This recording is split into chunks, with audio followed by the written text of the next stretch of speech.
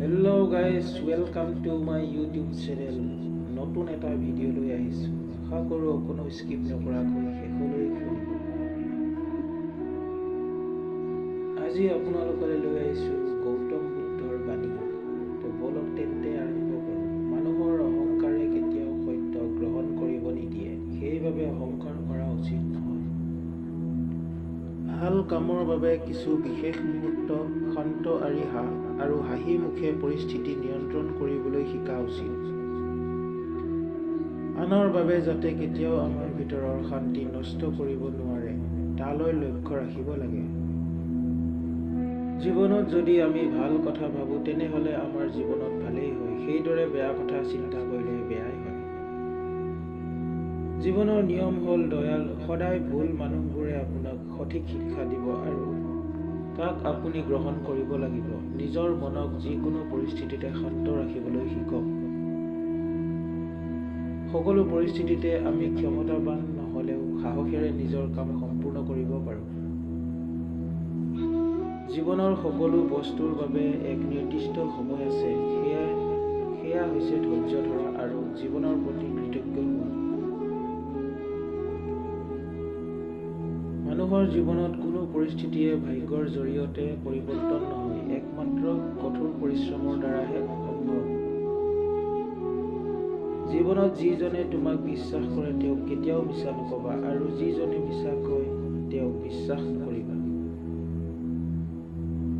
কাৰোবাৰ পৰা একো আশা নকৰাকৈ প্ৰতিজন মানুহকে সমানভাৱে সহায় কৰাটো আমাৰ লক্ষ্য হোৱা উচিত।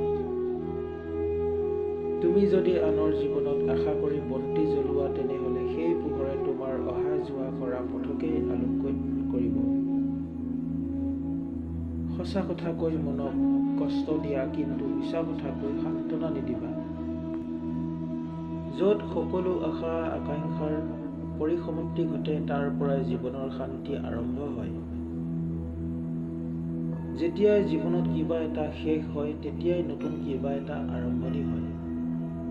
হাজাৰ সুন্দৰ মুখতকৈ এটা দয়ালু মন বেছি সুন্দৰ।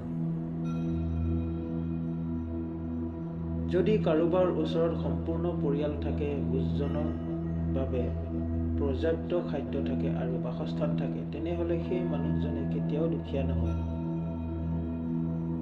নিজকে কেতিয়াও আনৰ লগত তুলনা নকৰিবা, কাৰণ সূৰ্য আৰু চন্দ্ৰই তাৰ নিজস্ব সঠিক সময়ত পৃথিৱীক পোহৰ দিয়ে।